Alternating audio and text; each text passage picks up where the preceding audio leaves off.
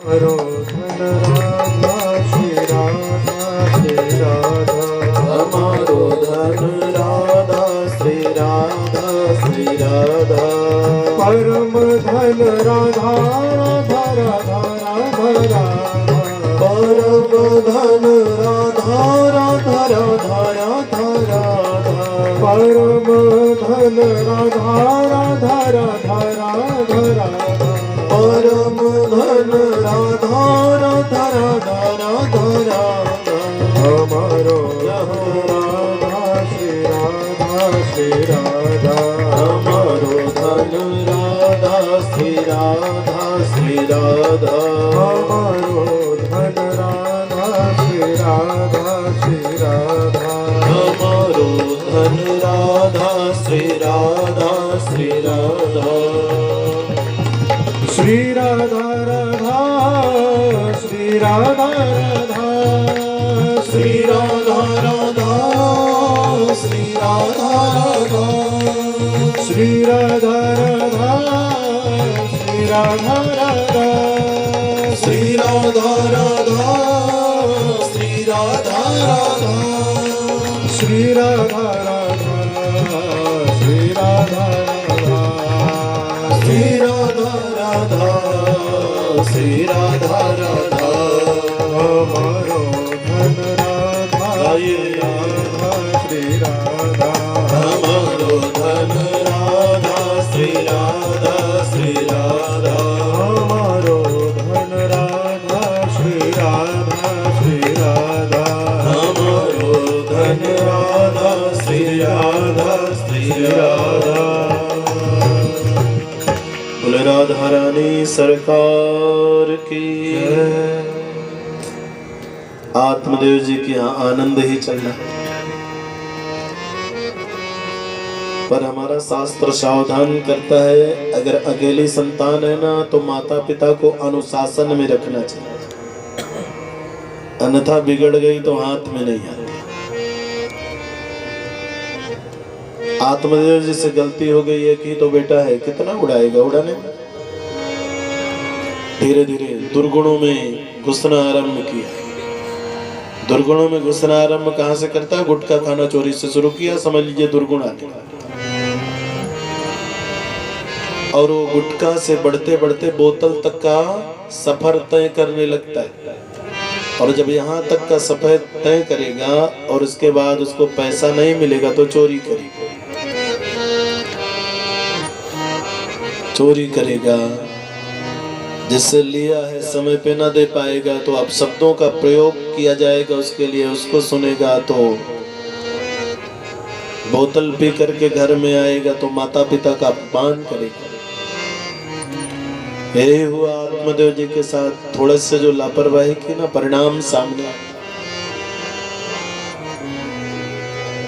धुंधकारी, आतताई और अत्याचारी, माता पिता के पास शिकायत आने लगी, चिंता में डूब गए आत्मदेव जी महाराज। लगा ऐसे बेटे से तो बिना संतान ही जीवन सुख में चल रहा था, क्या करें, लेकिन अब पश्चाताप करने से क्या होगा।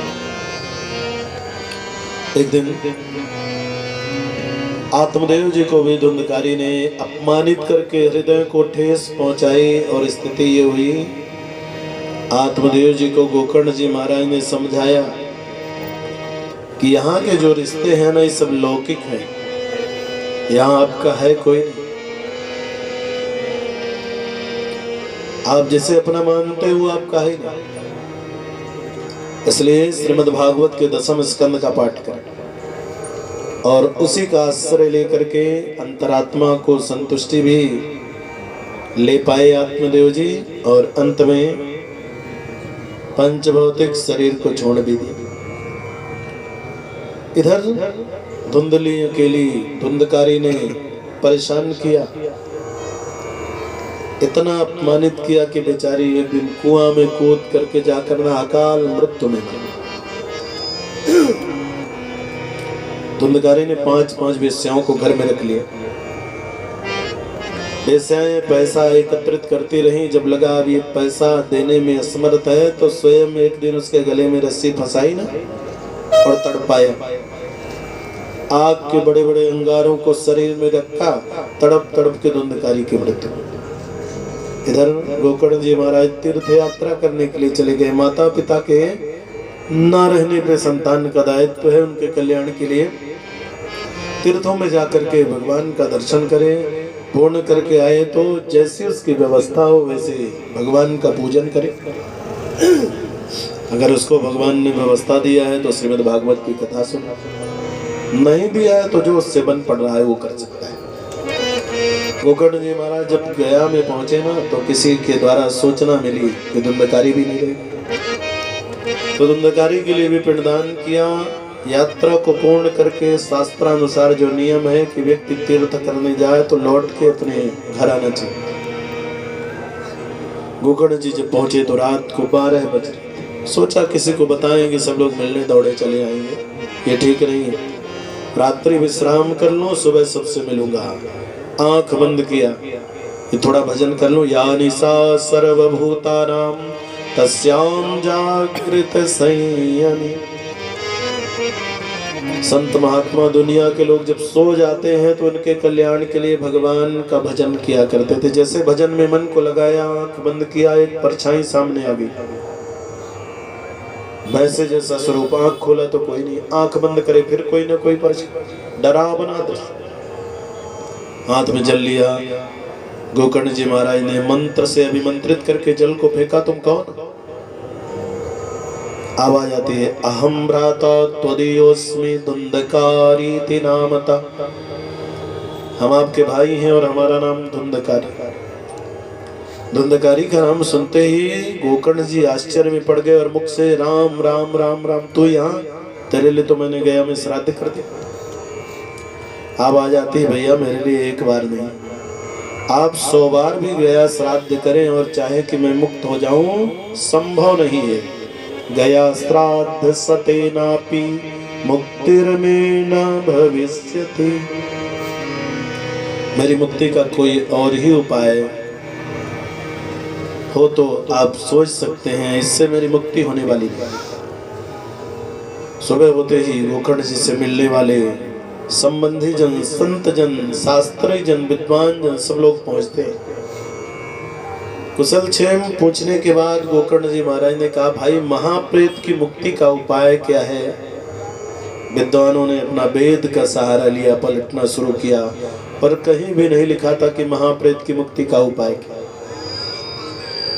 गोकर्ण जी महाराज ने आज सूर्य की गति को रोक दिया, सूर्य को स्तंभित कर दिया। आज तक मैंने आपको अर्घ तो स्वीकार किया, कराया है, पर आपसे कुछ चाहा नहीं। और आज मेरे अंदर जो चाह है वो अपने लिए नहीं है, स्वार्थ के लिए नहीं है, केवल इतना निवेदन कर रहा हूँ, महाप्रेत की मुक्ति का उपाय क्या हो सकता? आकाशवाणी हो गई, श्रीमद् भागवतान मुक्ति सप्ताह वाचनम कुरु। सप्ताह यज्ञ करा दिया जाए तो महाप्रेत की मुक्ति हो सकती। विलंब न करते हुए गोकर्ण जी महाराज ने शीघ्र ही व्यासपीठ का निर्माण किया। अब प्रेत हवा का स्वरूप होता है, रुके कहाँ? तो बांस में बड़े बड़े जो पोल होते हैं, इसमें हवा कुछ स्थिर हो सकती है। धुंधकारी को बांस में स्थान दिया गया। कथा आरंभ होती है। प्रथम दिन की कथा विश्राम लेती है तो बांस की पहले ग्रंथि अपने आप फट जाती है। दूसरा दिन आया, शाम दूसरे ग्रंथि भी फट जाती है। तीसरा दिन आया तो तीसरे, और जब 7वां दिन आता है तो बांस की 7 ग्रंथियां फट जाती हैं। और उसके बाद एक चमत्कार होता है, एक सुंदर पुरुष निकल के खड़ा हो जाता है,